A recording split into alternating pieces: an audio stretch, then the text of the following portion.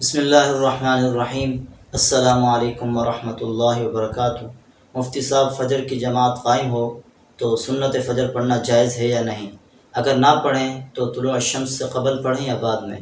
بسم اللہ الرحمن الرحیم، نحمدہ ونصلی ونسلم علی رسول الکریم، اما بعد۔ اگر جماعت کے ساتھ تشہد ملنے کا امکان ہو تو پہلے اس فجر کی سنتیں پڑھ لینی چاہیے، اس کے بعد جماعت کے ساتھ شریک ہو جانا چاہیے۔ اور اگر تشہد ملنے کا امکان نہ ہو تو پھر سنتوں کو چھوڑ کر فرض میں شریک ہو جانا چاہیے۔ یہ سنتیں طلوع شمس کے بعد پڑھنا، یعنی سورج طلوع ہونے کے بعد پڑھنا افضل ہے، ضروری نہیں ہے۔ مفتی صاحب، ایک سوال یہ بھی ہے کہ ایک شخص نماز پڑھتے ہوئے ناک اور پیشانی کا اکثر حصہ زمین پر نہیں رکھتا، تو آیا ایسے شخص کی نماز درست ہوگی یا نہیں؟ نماز پڑھتے ہوئے ناک اور پیشانی کا اکثر حصہ زمین پر رکھنا واجب ہے۔ اگر کوئی شخص نماز پڑھتے ہوئے ناک اور پیشانی کا اکثر حصہ زمین پر نہیں رکھتا تو اس کی نماز درست نہیں ہوگی، اس پر دوبارہ پڑھنا لازم ہے۔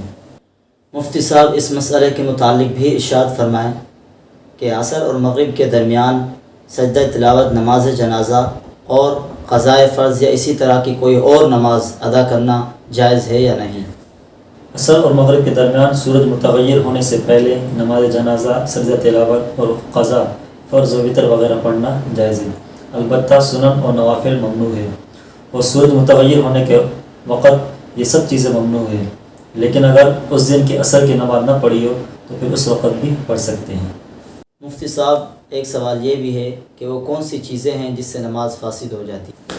ایسے کام جو منافی صلاۃ ہوں، یعنی وہ کام جو نماز سے باہر تو کر سکتے ہوں لیکن نماز کے اندر کرنا ممنوع ہو، یا وہ کام جو عمل کثیر کے زمرے میں آتے ہوں تو ان کے کرنے کی وجہ سے نماز فاسد ہو جاتی ہے۔ چنانچہ نماز میں قصداً یا بھولے سے بات کر لی، یا کچھ کھا پی لیا، یا نماز میں اتنا مڑ گئے کہ سینہ قبلے کی طرف سے پھر گیا، یا کسی کتاب و خط پر نظر پڑ گئی اور اس کی عبارت کو زبان سے پڑھ لیا، یا ارکان صلاۃ میں سے کوئی رکن رہ گیا ہو، تو ان صورتوں میں نماز فاسد ہو جاتی ہے، اس پر دوبارہ پڑھنا لازم ہے۔